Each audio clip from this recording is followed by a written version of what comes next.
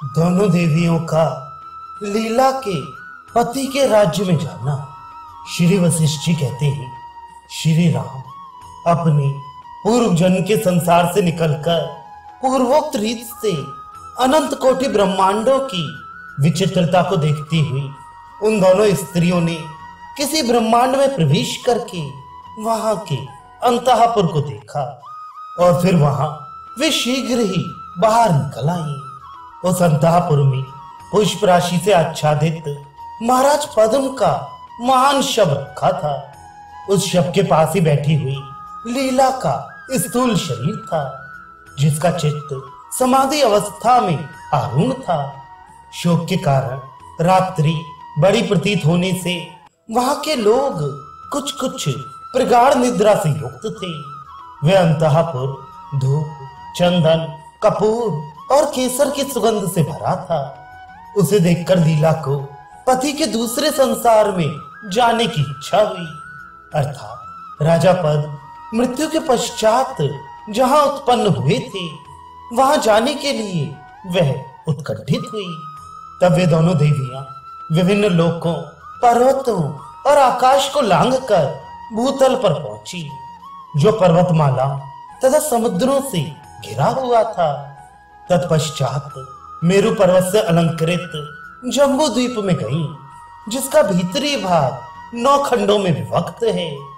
जम्बू द्वीप के भीतर भारतवर्ष में लीला के पति का राज्य था, वहीं वे दोनों जा पहुंची। इसी समय जो भूमंडल का मंडन था, उस राज्य में किसी राजा ने आक्रमण किया।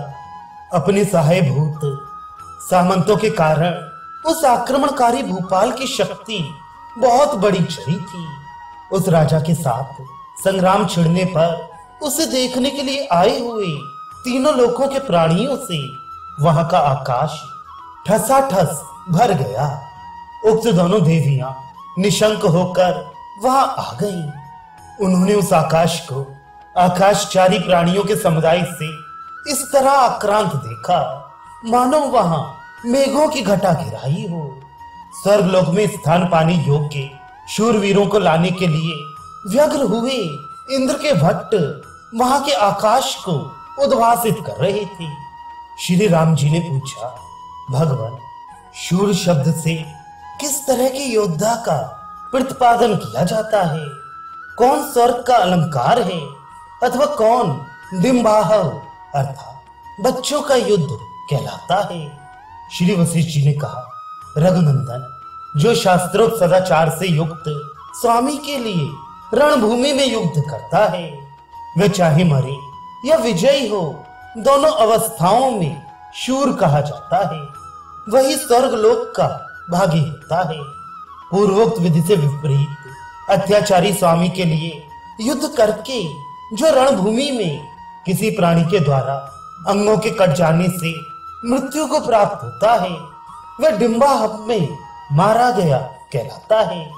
ऐसा मनुष्य नरकगामी होता है, जिसका आचरण शास्त्र के अनुकूल नहीं है।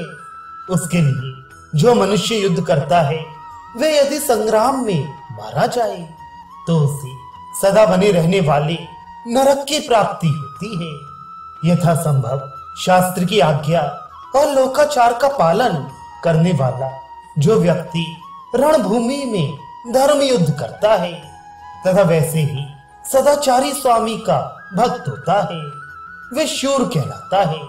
शुद्ध बुद्धि वाले रघुनंदन, जो गौ, ब्राह्मण तथा मित्र की रक्षा के लिए प्राण देता है अथवा शरणागत की रक्षा के लिए यत्न करते हुए मारा जाता है, वे शूरवीर सज्जनों की दृष्टि में स्वर्गलोक का अलंकार है। राजा के लिए अपना देश सदा ही रक्षणीय होता है।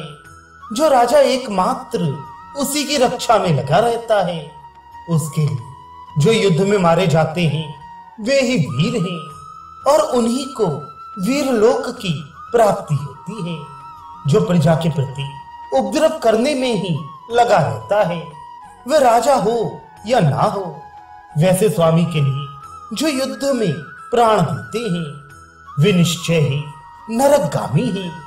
जो शास्त्र के प्रतिकूल आचरण करने वाले हैं, वे राजा हो या ना हो, उनके लिए जो युद्ध में अपने अंगों को कटाकर मृत्यु को प्राप्त होते हैं, वे निसंदेह नरक में गिरते हैं। जो सदाचारी पुरुषों के लिए तलवार की धार को सहते हैं, वे शूरवीर कहे जाते हैं। शेष सभी लोग डिंबा हव में मारे गए कहलाते हैं।